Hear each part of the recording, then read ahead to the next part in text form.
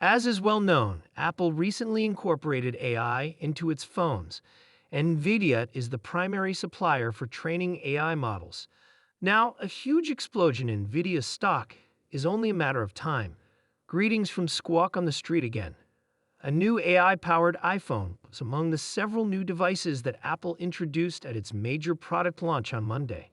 Wedbush's Dan Ives, who recently increased his price target for the stock from $285 to $300, and Wall Street Journal and CNBC contributor Joanna Stern are here with their responses to the announcements. Joanna, it's wonderful to have you here.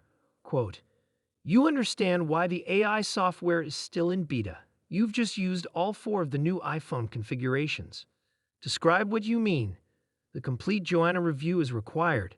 Yes, according to Joanna's evaluation, this is still under beta testing.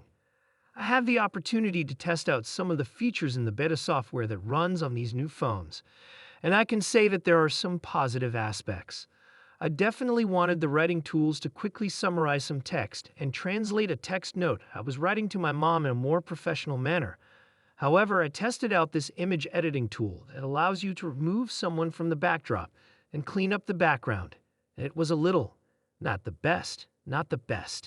The tech industry is buzzing about Apple's recent revelation that its next iPhone models would incorporate cutting-edge artificial intelligence capabilities. Even though the details of these AI features are still mostly unknown, it is obvious that Nvidia, a market leader in AI hardware, may be significantly impacted by this development. High-performance graphics processing units, or GPUs, are crucial for managing the intricate calculations required for AI applications, and Nvidia has been a pioneer in their development. These GPUs are essential for operating the neural networks that power AI technologies because of their capacity to handle several jobs at once. It's anticipated that as Apple keeps improving its AI capabilities, these advancements will necessitate more potent hardware. Demand for Nvidia's GPUs may rise significantly as a result, particularly if Apple decides to use the company's cutting-edge AI gear. Increased GPU sales might help Nvidia by generating more income and earning more profits. This surge in sales could also strengthen Nvidia's market position, reinforcing its status as a dominant force in the AI hardware sector and potentially enhancing its leverage with both customers and suppliers. Everyone wants to know what the upgrade cycle will entail. I'd read your column this morning and was clearly intrigued by the buttons and other features you would be able to offer. However, based on your extensive reviews over the years, how confident are you that customers will be to purchase this new phone? Look, Apple used to do their S models right. In comparison to the preceding generation, it was a gradual change. They stopped doing it. They started going to the full numbers. This is the S model. This is not a major hardware boost when you consider the hardware modifications. Examining this is crucial given the current significance of the software. Sure, they're not going to have these AI features on day one. I think that's actually okay. I don't think that many people, and I know we're going to have Dan on here, I do not think that many people are running out to buy these phones for AI. They need to upgrade from an older phone, thus their time to get these phones is running out. So when you look at what they're upgrading from, if that's a 2- or 3-year-old phone, they're getting significant hardware improvements. They are receiving notable improvements in battery life and are not running out of software upgrades. Because of your coverage this morning, I am also aware of it. You've heard they're getting battery, don't you, Dan? Indeed, they are receiving larger screens, larger batteries, and improved computers. They're gaining better design, but AI isn't running out if they were coming from a few generations back. However, Dan, please share your thoughts with me. No. Jonah, I'd get to do the interviews. The Wall Street Journal is not this. Okay, Dan, all right. What do you think about Joanna's assertion that there won't be a rush for this AI-powered phone, given that you heard her?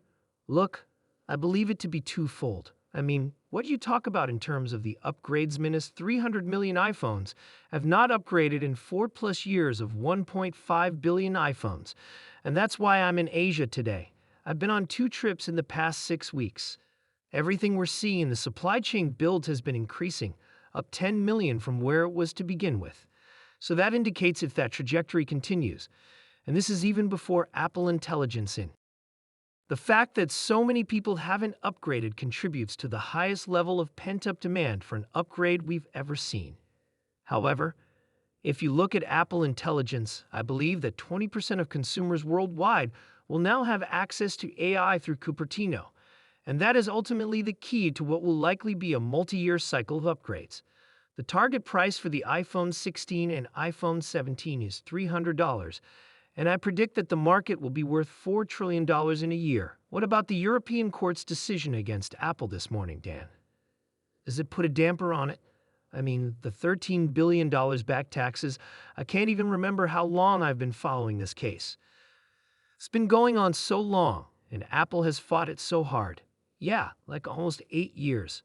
Look, they've already earmarked money for that. So, I mean, they'll just take a charge in the quarter. As insane as it seems, it's actually not a big deal. Investors, I believe, truly anticipated that they would most likely lose this. These problems in Brussels and the Beltway will persist, but I believe investors will ignore them because, in the end, it all boils down to this. Apple is about to experience a renaissance in growth, and I believe that many of the skeptics who returned to WWDC have been adamantly opposed to this narrative and will continue to be disproved. Cupertino is at the forefront of the AI consumer revolution. Joan, let me just close with you on that point in terms of Apple Intelligence.